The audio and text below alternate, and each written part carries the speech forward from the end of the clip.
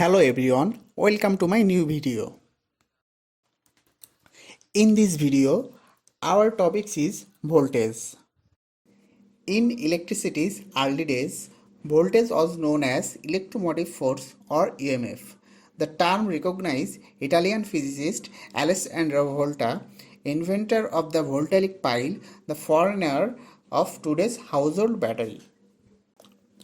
Now come to our main topics. What is voltage? Voltage, electrical potential difference. Electrical pressure or electrical tension is the difference in electrical potential between 2 points, which in a static electric field is defined as the work needed per unit of charge to move a test charge between the 2 points. Voltage, also called electromotive force, is a quantitative expression of the potential difference in charge between 2 points in an electrical field.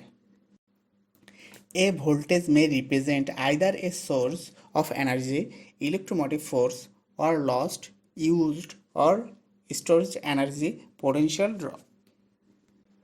The greater the voltage, the greater the flow of electrical current, though a conducting or semiconducting medium, for a given resistance to the flow.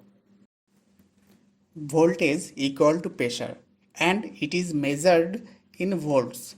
In SI units, work per unit charge is expressed as joules per coulomb, where 1 volt equal to 1 joule of work per 1 coulomb of charge. Voltage is two types: direct voltage and alternating voltage.